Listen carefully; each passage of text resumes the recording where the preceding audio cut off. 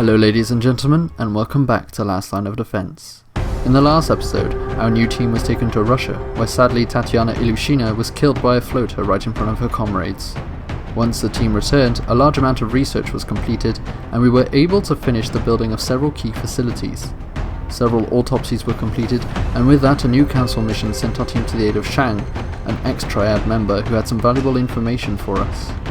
Once extracted, the team returned to base for a well-earned rest.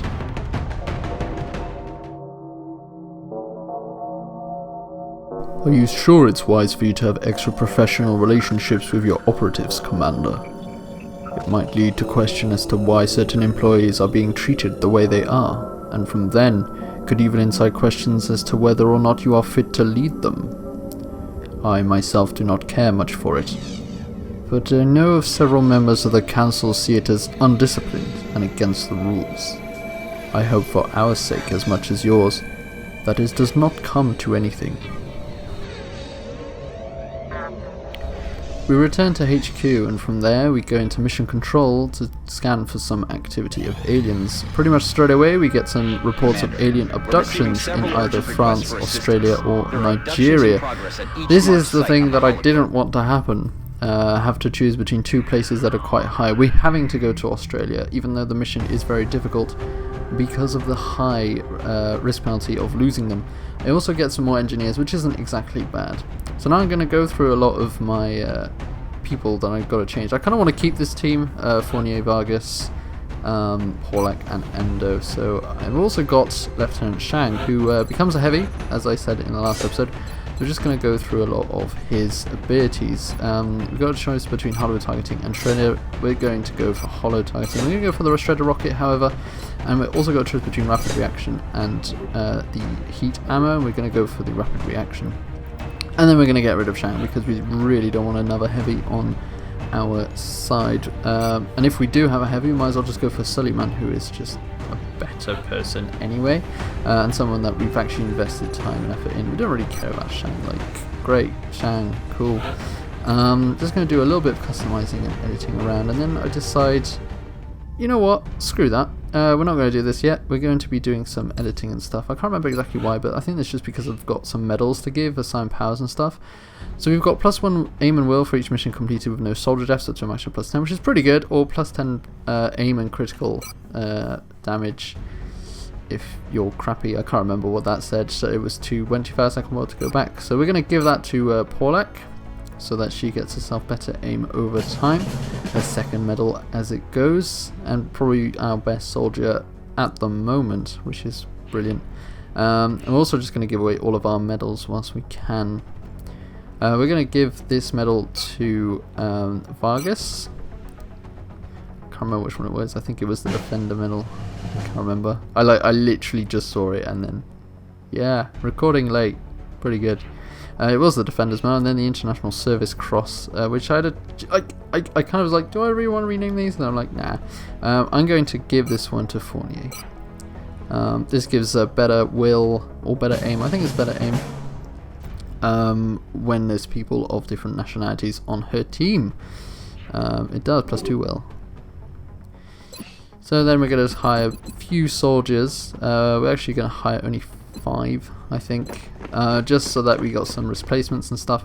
And we're also going to do some researches. No, we're not. We're going to go to the foundry apparently, just to look at what we can build and stuff. Improve medkit, improve pistol and scope upgrade are the only 3 things that I really value at this point. I'm just looking at what exactly they do and how important they can be, but I choose to not go for anything. Instead, I'm going to be investing the money that I got from the last episode into excavation facility buildings.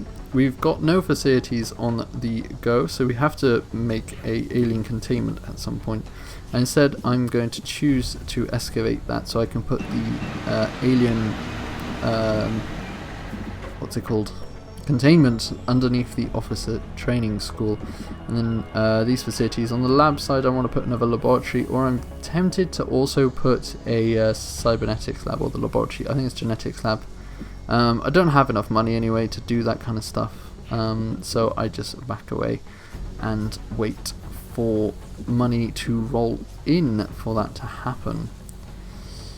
So yeah, I'm just at the moment just looking around to make sure that I don't have to build anything. I mean, I'm tempted to build a cybernetic. I mean, it's not very expensive. It's only 50, so I could potentially build the cybernetic slabs there. And I'm really thinking of where I want to put my facilities. This is another part of the management of the game that really gets my mind. It's like, where is the most optimal place to put stuff? And in the end, I just decide eventually to put a cybernetic slab there instead.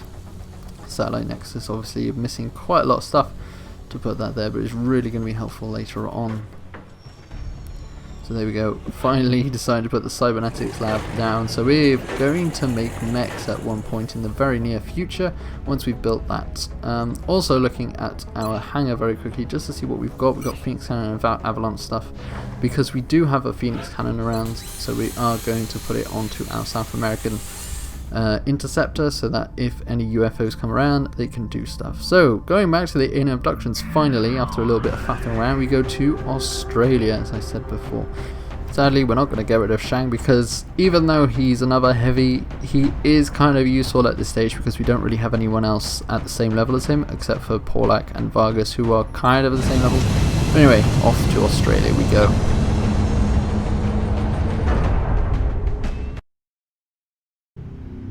Once in Australia, our team basically just move up as usual. We're going to go towards this doorway first, moving up and opening it with Porlak. Seeing that there is nothing inside this shop, Shang is going to move up to the edge of this building, also going to go into Overwatch, and Vargas is going to dash towards that under the window, see if there's anyone inside. He spots two sectoids, who are going to run, as they do, into the darkness. And then he's just going to do what he does best, which is stay still. Endo's going to go towards that pipe because she's going to go up in on top of it at some point, and Fournier is going to go next to Porlak and go into Overwatch as well. During the alien activity nothing really happens, at least that we can see. However, we can hear that there is a mail canister to the right, which is good because that's where Zhang is going. Porlak moves up behind some of the groceries in the shop, goes into Overwatch. Shang moves up, he's going to have to dash to get to that cover. He doesn't spot anything else. That apparently doesn't count as a dash. This happens many times during this Let's Play and this playthrough in general, and I really don't understand why it does that. Vargas goes towards the door, he's going to open it to try and catch some of the aliens out, and in fact one of them is being melded, but he doesn't actually know where the meld is coming from. So he's just going to shoot at this one. Shoots through a door, does 4 damage, kills the sectoid, done. Endo is going to move on top of the roof. She gets into a good position where she can actually get on top and into cover, which is great. Taking out her pistol and going into Overwatch. Fournier is going to run into the shop. She goes not too far because she wants to go into Overwatch and doesn't want to move up to startle any of the aliens, considering the fact that she is the last one. One of the sectoid, or the last one anyway, can be seen. Not entirely sure what he's doing. He's moving up and he goes behind cover, so we cannot no longer see him. Porlak tries to move up to that area, doesn't spot the sectoid, go into Overwatch. I could have thrown a grenade there, but I choose not to instead. Shang is going to go around, get that as cover, sees and flanks the sectoid in question, 75% chance to hit. He fires and kills the alien. Vargas moves into the garage, he goes towards the door, spot more aliens, doesn't spot anything, so he goes into Overwatch. Endo meanwhile is going to run towards the signpost of the shop, doesn't spot anyone else, and we can see that there's a traffic pump over there. Fournier meanwhile is going to run towards cover. She in fact dashes towards the edge of cover to go towards the shop window, doesn't spot anything else. So there we go, alien activity doesn't do anything either. So far so good, having killed 2 aliens with minimal damage, well actually no damage at all, so that's pretty good. Need to get to the mail canister need to get in range this turn. So Shang moves to the edge of that police car, no contacts yet, which is all good. Vargas moves up as well, still no contacts, goes into Overwatch as well. Endo meanwhile is going to switch to her sniper and also go into Overwatch. Fournier is going to move up by the pillar of the traffic pump and goes into Overwatch, and Porlak also going to move up. I want to put her into Overwatch definitely, so I'm going to put her by this window and put her into Overwatch. Right now moving very slightly up. We don't have really a time limit. One of the Meltcasters may go down, but judging by the fact that this one has 2 on it, the other one's probably got 6 more turns or so. We hear some of the aliens to the left near our support Vargas. Shang moves up, gets the meld, and then I put him into Overwatch. He's in full cover, so it should be fine. I don't really want to move everyone up so fast, so I'm just going to move Fournier up to full cover over there, see if she spots anything, but she doesn't, so I'm going to put her into Overwatch. Paulak's going to run up. I really don't want to run her up to a pump, but it looks like it might be the best option, so what I'm going to do though is have to dash her, and by dashing I see my first Seekers. Now Seekers are my most hated. Like I said last episode that Crusaders were my second most, Seekers are my most hated. I absolutely despise Seekers. I'm so happy there's no upgrade version of them, but they go invisible and they kill everyone. So I'm just going to put everyone into Overwatch. Now everyone has to go into Overwatch by the end of their turn if they haven't shot at something, because it just gets ridiculous. However, Vargas in his beautifulness misses his shot, which means that Porlak is going to get Seekered. So she automatically will lose 1 health and get strangled. Or is it 2? I can't remember what it is.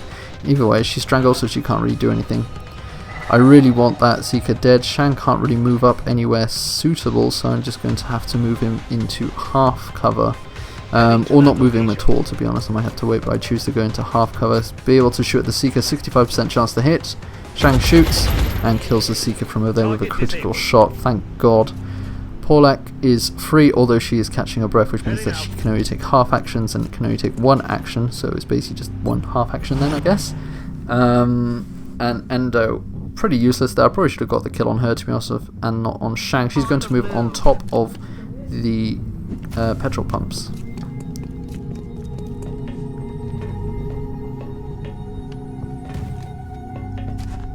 Once on top of the petrol pumps, Fournier is just going to move up to cover Shang. She goes towards the pillar, goes into Overwatch. Considering the fact that Shang just fired, she needs to go into Overwatch to make sure that that doesn't happen again. There is still a Seeker out there. As you can see, Porlak can only take half actions, which is not a lot when you think about it. That's as much it takes to open a door. She goes into Overwatch. The other Seeker does not show itself, which means that he's buggered off somewhere. Probably, so right now I'm kind of scared that it's going for Endo, because that would just be the worst.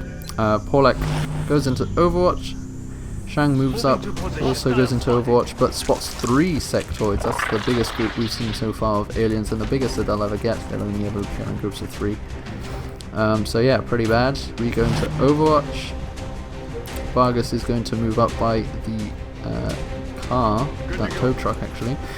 Goes into Overwatch as well, as we need to be. And Endo also going to move up to make sure that she has range and sights over everything, and also that she can be seen by everyone. Goes into pistol Overwatch just to make sure, and Fournier moves up, going to go into Overwatch behind that car. Everyone's got a good line right now. It's actually a very straight line when you think about it, which is behind those 3 cars. So yeah, pretty good. Hopefully the Seeker does not show itself this turn. And no, it doesn't. So Porlak is able to move up towards that pillar. She has a pretty low chance of hitting with that, so she just goes into Overwatch. Shang cannot reach this turn unless he dashes, but 3 whole sectoids is pretty dangerous, and also there's a Seeker around. And then Fournier does the worst thing imaginable, spots 3 sectoids as she moves up, and she's flanked completely, which means that I could suppress, I could go into Overwatch, and I choose to go into Overwatch, which is the biggest mistake that I probably could have made. See, I thought that with Shang I could fire the rocket towards these guys and kill them all, but obviously the rocket is fired from where he is, not, he can't move out and then fire, because he can't see the sectoids himself. So he's just going to have to suppress or shoot at them. He's got a 35% chance to hit, so he just goes into Overwatch instead. Vargas has to move up, so that's what he's going to be doing in half cover. Go into Overwatch. Endo does have a squad size shot upon this one. She's got a pistol though, so I've got to swap that around, and then she can fire at it. It's giving a mind meld. Oh, it's been giving a mind meld, sorry, so it's not going to do much. Endo does shoot and shoots to kill, getting a kill on that sectoid, putting down the total from 6 to 5, which is good. Now this is when the dangerous things happen. A mind meld happens on this guy. The other sectoid moves across and fires towards Shang, who is missed, but the truck is on fire. The other sectoid is going to fire instead at Fournier, who hits her for a critical 6 damage, which means she's only on 1 health left, which is just 2 health, sorry. And then the Seeker appears in front of Endo, and because no one can see her or has line of sight on her, they can't really do anything to help her. Luckily, Paul's got your back. Despite that she can overwatch it, she manages to shoot it for a critical, which is great. Now, Shang wants to fire a rocket towards these guys, so he's going to do just that. However, in doing so, I made a huge mistake. Killing 3 dudes, but staying right by that van that's about to explode, so he's about to take a huge amount of damage very quickly. Vargas is going to move up behind that. Sees the other meld canister too. Turn, so he has to get there this turn, and that's not going to happen, so just going to have to abandon that meld instead. He goes into Overwatch. Endo has lost 2 health from that Seeker. She goes into Overwatch with her sniper. Fournier has to move up. She's going to move up by that truck. Doesn't see anything, so she just goes into Overwatch, ending the turn. The van explodes, dealing 6 damage to Shang, which is a huge amount of damage that I probably shouldn't have taken, but I couldn't fire the rocket, so it was, you know, take 6 damage or take 6 damage from 3 enemies and kill them all. It's kind of a, you know, position that I decided, well, not decided, but that I had to take like that. I move Vargas up, put him into Overwatch. Endo goes down from that elevated area. It did kill 1 person, so it's alright, and goes into half cover, then swapping to pistol, going into Overwatch. Seekers are all down though, so that's okay, and there's only 2 known sectoids. That could be a problem. Fournier is going to move up. I'm going to decide to move over there, and I make the fatal mistake of forgetting that people go into Overwatch, which means that she gets hit by the sectoid and killed. Permission to go in and attack, Captain. Denied, Lieutenant. Stay back for now. Let Vargas take them. But there's only 2 of them. I can take them. Fournier, that's an order. You've been hit. I don't want to take any chances. I can do it, Maggie. I'll show you I can still fight. No, Anne, no! Despite the loss of Fournier, the team still has to go and complete the mission. Shang moves up, goes into Overwatch. Paulak also does the same by going into full cover behind the pod, going into Overwatch as well, just in case the sectoids move up. However, both of the sectoids are most likely just going to stay still and go into Overwatch themselves, as can be seen by the fact that Vargas can hear the sectoids stay. That, my dears, was a crash. As usual, happens quite a lot. Paulak goes up behind the truck, spots and flanks the sectoid, which she hits and critically damages, killing him and avenging Fournier's death. Sang, meanwhile, is going to run behind the truck, trying to make sure that he doesn't get killed by a sectoid. Goes into Overwatch. Vargas, meanwhile, moves up behind this box, goes into Overwatch as well. Headed there now. Tries to see if he can spot the sectoid, but still no dice, and Endo meanwhile is just going to go behind the pod, follow the troop. She's not going to get any more kills, which is not exactly the worst of things. The sectoid meanwhile actually moves away, goes into Overwatch, but because he can be seen by Shang, who is just going to throw a grenade at the remaining sectoid, doesn't want to risk the life of another operative, professionally just throwing it between the gap of the truck and the container, killing the sectoid and ending the mission.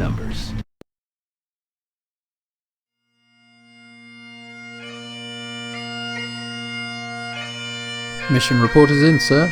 A success, as you can guess. Wait, what? It's not possible.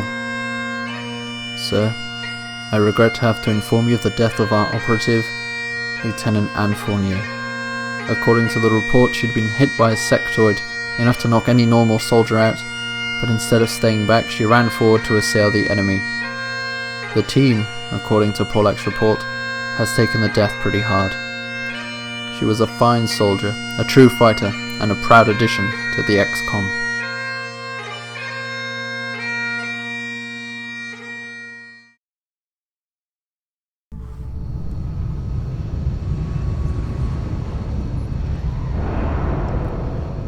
The team returns to Xcom HQ. Endo gets herself a promotion, and everyone is pretty much wounded except Vargas. Endo's going to go for disabling shot because Battle Scanner is not really useful for the purposes that I want her to be. So give her that. As you can see, Fournier kill in action. We do get ourselves a Urban Combat Medal for that, as well as 4 engineers and a reduction, of 3 for the panic in Australia, which is exactly what we need.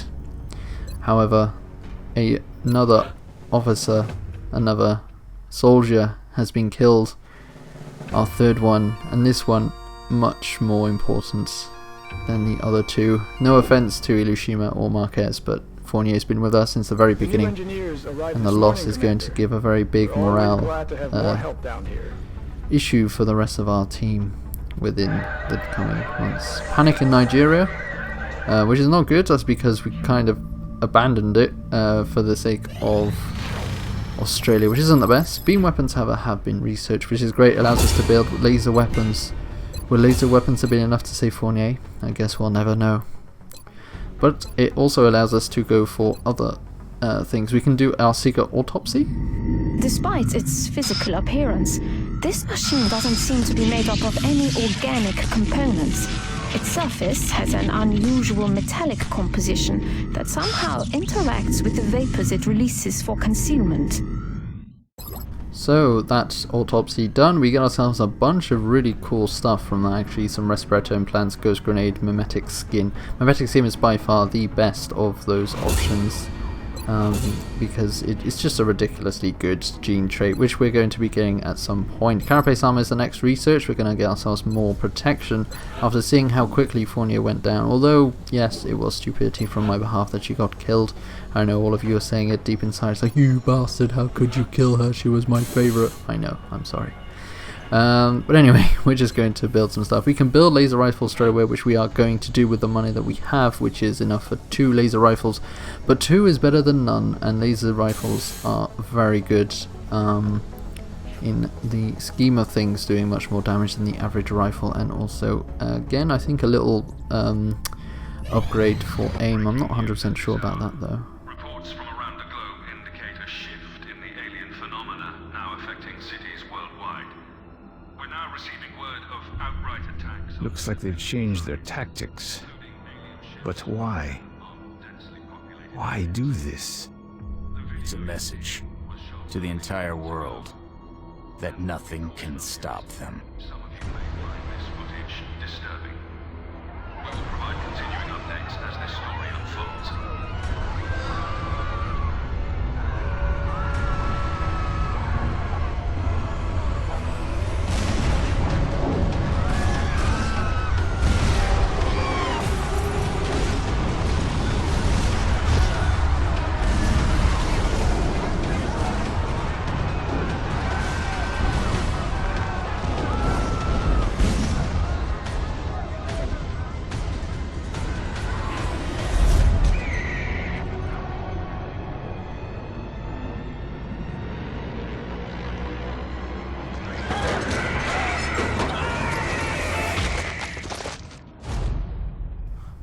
So that cutscene heralds the first of the Alien Terror missions, which are the only timed mission in the game that I can think of. I think there's like a few other scripted ones, but this is the only random terror missions there are. And we don't get our A team for this, instead we have to get for our B team. So we have 3 squaddies and Vargas, who's going to be leading them, his first job leading. We've also got a new thing. We're going to be taking Valérie Richard, who is just a normal squaddy. I decided to go for a French woman to try and replace the hole in our hearts that is Fournier. And we're also going to squad up and ready up with our new laser weapons.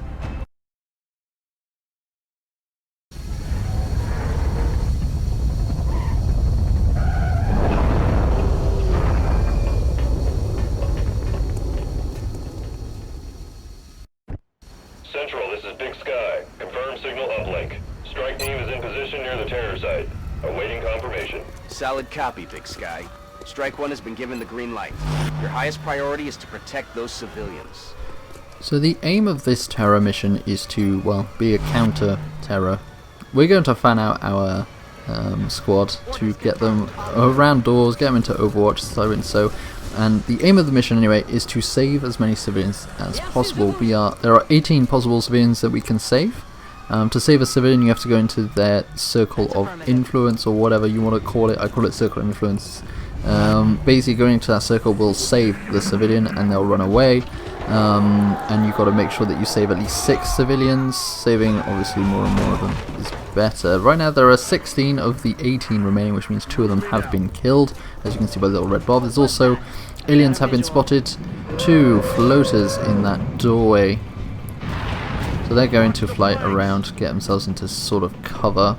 And Vargas has got himself into a really bad position right now, so what he's going to do, since he doesn't have a very good chance of hitting them, is run right back to where he was behind that car. Probably not the best place to run back, because it could explode, but everything should be fine.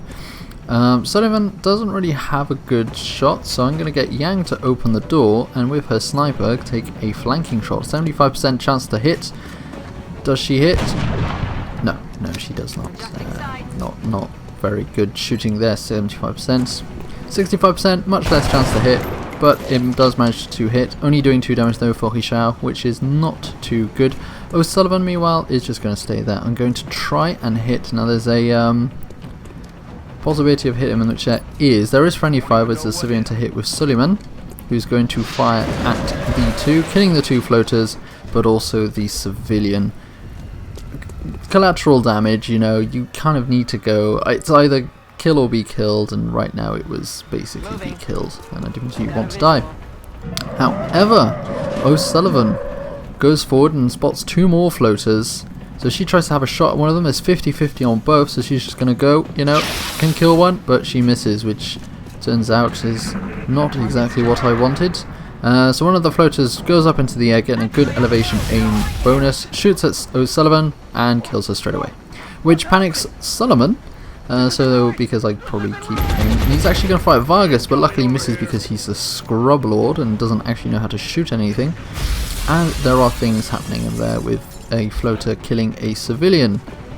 So yeah, we've lost a member. One of them is panicking. We've only got 3 usable characters out of the 5 that we had at the beginning.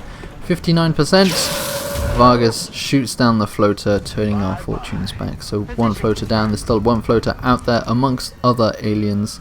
And then there's a civilian there, so I try and go for here since it's in the circle of influence, but it isn't in the circle of influence.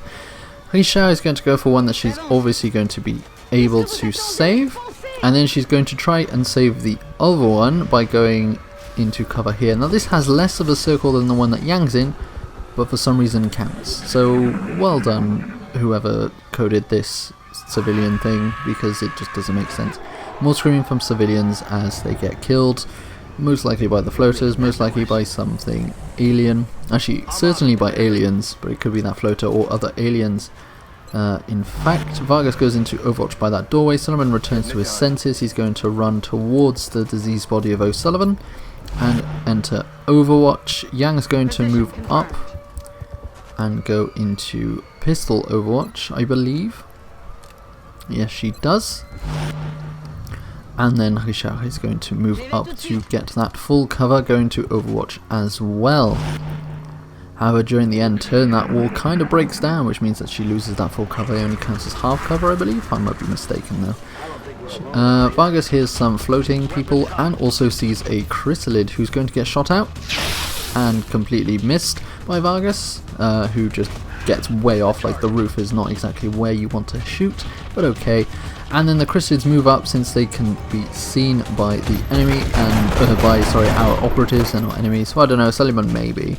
And all of our operatives actually managed to successfully overwatch and take as much damage as possible onto those chrysalids. The floater comes back, goes into the air, shoots a civilian on the roof, and that is the end of alien activity. Now it's time for the Xcom to respond to the chrysalids. Vargas is going to go behind those boxes and shoot at the chrysalid from behind, getting a 93% chance to hit, which he thankfully does, killing the chrysalid outright.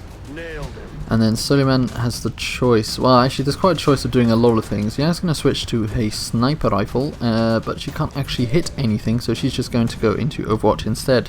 That floater can be hit by both Suleiman and Richard, so both of them are actually going to shoot at it despite the low chances of success. 47%, completely misses. And Richard also going to be trying. First we're going to put Yang in Overwatch. 45%, 2% less, also misses. So good job Rex in your doing of that. And the Chrysalid does not come out to attack us, which is the best. Actually goes out to kill one of the civilians, and Yang takes her Overwatch shot at the floater, managing to kill it with the shot. Thank Christ for that. That would have been just the worst if we had missed that.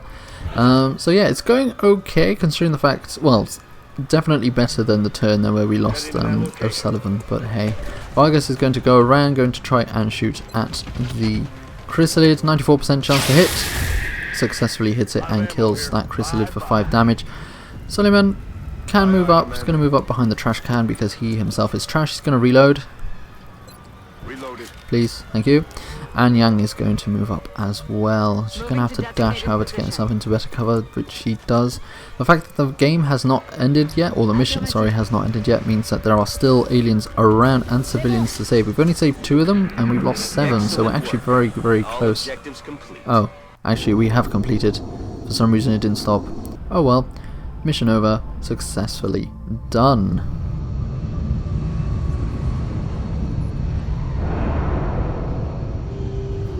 After returning to base, we can see that we have 3 promotion as well as our killed in action. Vargas becomes a captain. He gets a choice between combat drugs and dense smoke, both of which affect his smoke grenades. He's going to go for dense smoke, increasing the defense by 20. Suleiman becomes a corporal, and he's going to go for hollow targeting over bullet swarm. Thank you. And we've also got Richard, who's going to be upgraded to a support to replace Sullivan, who got killed.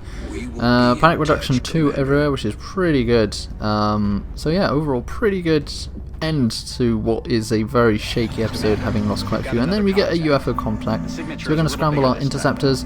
We're going to launch our Phoenix Cannon Raven so that we can manage to decimate it very quickly, hopefully managing to kill it, but I believe that it's more than easy at this stage to attack them, considering it's quite a small UFO. Now the issue with the Phoenix Cannon is they have to get quite fast, quite close, but it does fire very quickly. So you go UFO down. We can now start to prepare for our team to go down. Sadly, because no time has passed, we can't use the A team, so once again we have to use the B team, and of course O'Sullivan has been killed. But never mind, eh? We will be doing this battle next time. We cannot afford to keep losing operatives. First Ilyushina, then Fournier, and now O'Sullivan. Thank heavens that you commissioned the council for a new batch of operatives, because your team seem to be losing 1 member every mission. We need better protection, Commander. We need better armor, weapons, and you need to use the meld. We've been collecting it for so long and you have yet to make use of it. It'll only be a matter of time at this rate before Porlak dies from your own incompetence.